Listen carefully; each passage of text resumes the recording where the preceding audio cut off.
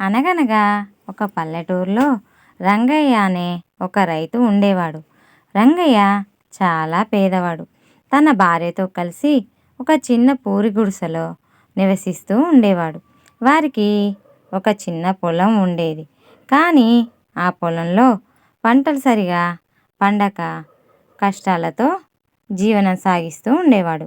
ప్రతిరోజు పూట గడవడమే వారికి పెద్ద సమస్య.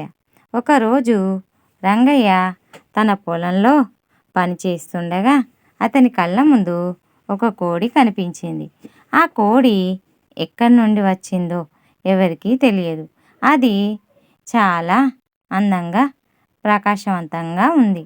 రంగయ్యకు ఆ కోడి పట్ల జాలి కలిగింది.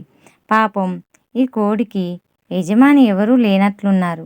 దీన్ని నేను ఇంటికి తీసుకువెళ్ళి జాగ్రత్తగా చూసుకుంటానని అనుకున్నాడు. రంగయ్య ఆ కోడిని తన ఇంటికి తీసుకువచ్చాడు.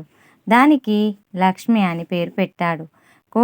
లక్ష్మికి కడుపు నిండా గింజలు పెట్టి చల్లని నీరు ఇచ్చి ఎంతో ప్రేమగా చూసుకున్నాడు. లక్ష్మి కూడా రంగయ్య కుటుంబంతో కలిసిపోయి ఎంతో విధేయతగా ఉండేది. ప్రతిరోజు ఉదయం రంగయ్య కోడి దగ్గరికి వెళ్ళేవాడు. లక్ష్మి కోడి పాటిపూట గింజలు తిని రాత్రిపూట తన గూటిలో పడుకునేది. ఒకరోజు ఉదయం రంగయ్య లక్ష్మి గూటి దగ్గరికి వెళ్ళాడు. అక్కడ ఒక గుడ్డు కనిపించింది. అది మామూలు కోడిగుడ్డులా లేదు. బంగారు గుడ్డు మెరుస్తూ మిలమిలా మెరుస్తూ ఉంది. రంగయ్య తన కళ్ళంతానే నమ్మలేకపోయాడు.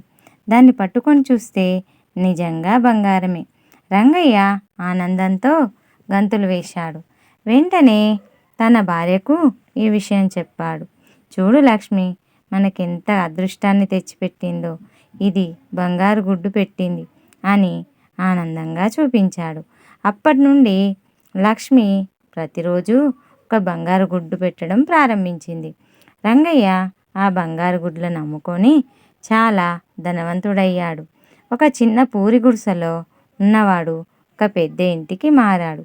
పొలాలు కొన్నాడు, పశువులు కొన్నాడు. రంగయ్య కుటుంబం సంతోషంగా ఐశ్వర్యంతో జీవించడం మొదలుపెట్టింది. గ్రామంలోని పేదవారికి కూడా సహాయం చేయడం ప్రారంభించాడు. అయితే రంగయ్యకు రోజురోజుకు దురాశ పెరిగింది. ఈ కోడి రోజుకొక గుడ్డు మాత్రమే పెడుతుంది. దీని కడుపులో ఇంకా ఎన్ని బంగారు గుడ్లు ఉంటాయో. అన్నింటినీ ఒకేసారి తీసుకుంటే నేను రాత్రికి రాత్రే ప్రపంచంలోనే గొప్ప ధనవంతుణ్ణి అవుతాను కదా అని ఆలోచించడం ప్రారంభించాడు. అతని ఆశకు అంతు లేకుండా పోయింది. ఒకరోజు రంగయ్య తన భార్యతో, నేను ఈ కోడిని కోసి దాని కడుపులో ఉన్న అన్ని బంగారు గుడ్లను ఒకేసారి తీసుకుంటానని చెప్పాడు. అతని భార్య, వద్దు నాదా, ఆశపడకు, మనకు రోజుకో బంగారు గుడ్డు వస్తుంది కదా, ఈ ఆశ వద్దు, దురాశ దుఃఖాన్ని చేటు అని వారించింది. కానీ రంగయ్య ఆమె మాట వినలేదు. దురాశ అతని కళ్ళకు కప్పేసింది. అతను కోడిని పట్టుకొని కత్తెర తీసుకొని దాని కడుపును కోశాడు. కానీ అక్కడ అతనికి ఒక బంగారు గుడ్డు కూడా కనిపించలేదు.